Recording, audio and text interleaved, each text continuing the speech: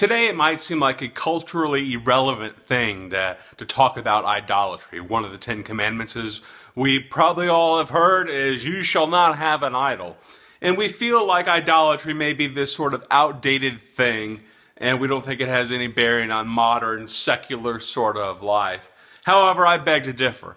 Now, if I were to talk about idolatry, and you would often hear people talk about idolatry, the most common definition is, well, anything that takes the place of Jesus in your heart, which is fine and good, except for the fact that most people believe that no matter who they're worshiping and what their idol is, that Jesus Christ is first in their heart. Not too many people say, well, Jesus is my number 2.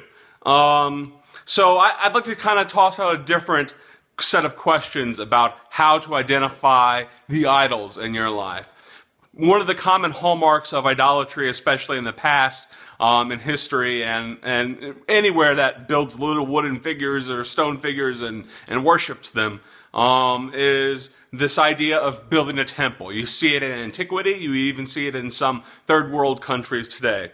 People built temples for their idols, and they built them for a couple of reasons. One, they wanted to adorn the idol, make the idol look more attractive than it actually was. 2, they built a house of worship and a temple in order to defend the idol against weather, enemies, and people and things that might come against it somehow and be a threat to the idol. And 3, they built temples for their idols because they wanted to have a common place of sacrifice to come to and invite others to participate in as well. Well, I think if we were to take those 3 things, adornment, defense, and sacrifice, and apply them to people, institutions, places, things in our lives, then we would see that we have a lot more idols than we probably imagined. So my question is, who or what do you adorn? Who and what do you defend? And who and what do you sacrifice for?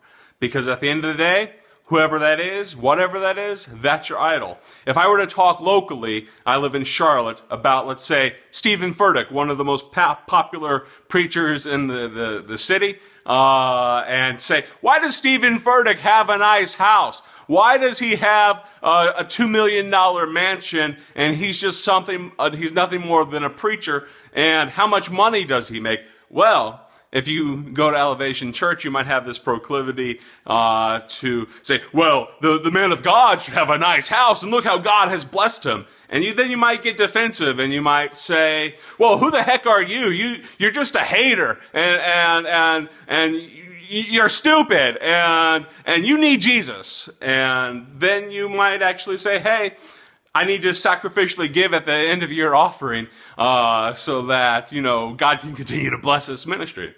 Well, all those 3 things that I just identified, things that you often see in people who defend their heroes, their idols, are the very things that I'm talking about when it comes to idolatry today.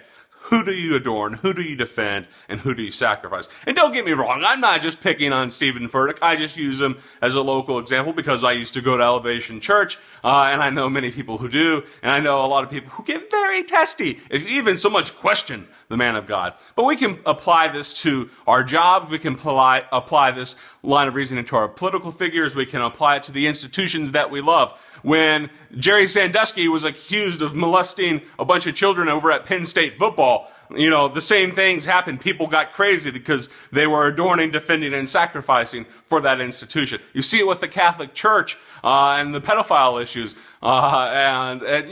You see it time and time again. You see it at banks when there's financial scandals and people who are doing shadowy things in major institutions. And then you blow the whistle on them, and then you exactly see who people's idols are.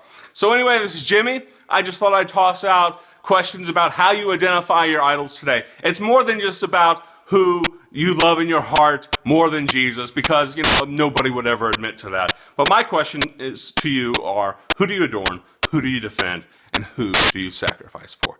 Have a good day.